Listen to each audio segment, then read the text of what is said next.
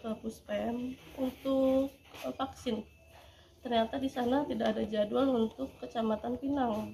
Akhirnya saya pulang untuk makan siang harinya.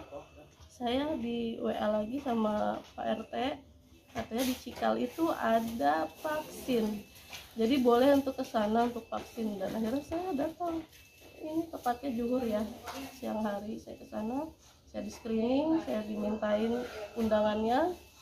Lalu kami dicek suhu tubuh, jadi ini suhu tubuh normal, dan ini tensi darah 160 suami saya 140 waktu itu.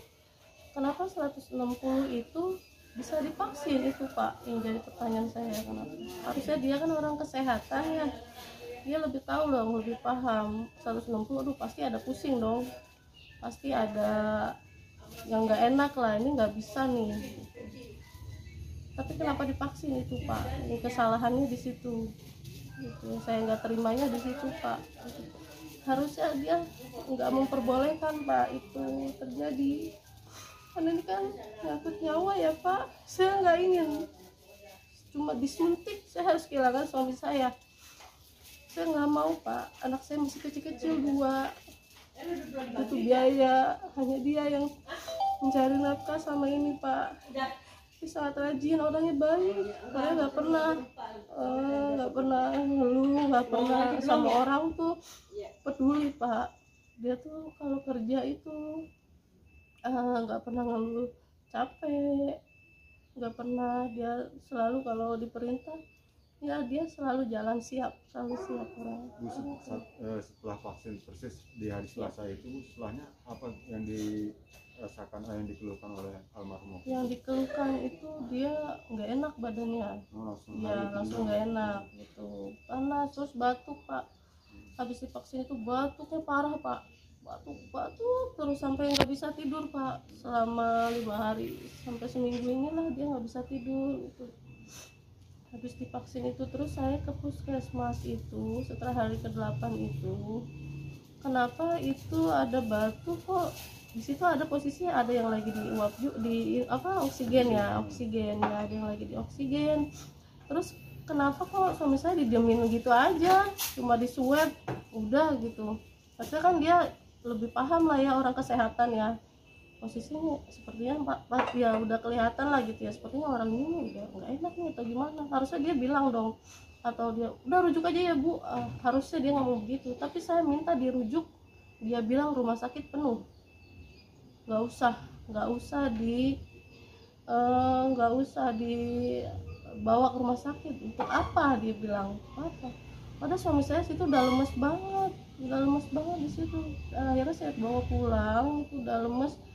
Itu saya infus lagi Pak untuk biar enak gitu. Setelah sore hari itu dia udah nggak enak, udah diam, udah gemeteran. Tangannya saya bawa Pak ke rumah sakit Permata Ibu. Di situ di mobil pun sudah dilakukan tindakan Pak untuk pompa jantung. Oleh dokternya dipanggil gitu Pak, ternyata memang sudah nggak ada di situ Pak. Itu tadi kan di swab ya Bu, hasilnya negatif, tapi untuk PCR-nya kita belum tahu hasilnya, karena katanya akan ditelepon untuk hasil PCR-nya. Sampai sekarang pun saya juga nggak tahu hasilnya. Yang saya sayangkan kenapa 160 itu boleh divaksin Pak, karena ya mungkin aja dia punya penyakit apa kan saya juga nggak tahu ya Pak gitu ya. Paling enggak tuh ya orang kesehatan itu tahu dan nggak memperbolehkan, harusnya gitu. Nggak boleh Bu, ini ada darahnya tinggi. Paling saya juga nggak bakalan mau dong ya, saya juga nggak bakalan mau, suami saya juga nggak bakalan mau divaksin kalau dokternya bilang begitu. Peraturan apa itu saya juga nggak tahu, sebelumnya saya juga nggak dibilangin ini sampai 180 bisa divaksin, nggak ada ditempel-tempel pemberitahuan apapun, nggak ada. Cuma itu aja Pak. Pas hari vaksin itu memang kondisi sehat ya Bu? Sehat Pak, sehat. Cuma darah 160. Itu aja. Jadi memang ada riwayat darah tinggi memang? Iya ada. Harusnya dia nggak usah pakai ini ini observasi terus harusnya nggak usah tanya gitu Pak ya. Yang namanya darah tinggi pasti dia tahu lah itu nggak bagus buat, nggak sehat gitu. Tapi kenapa divaksin itu aja Pak, itu yang sampai suami saya meninggal sekarang. Itu kan sempat dibawa ke puskesmas Bu hari ke-8. Hmm. Nah, alasan puskesmas nggak memberikan oksigen atau uap itu gimana Bu? Alasan mereka? Mereka bilang biasa Mas, kuat, kondisinya biasa gitu.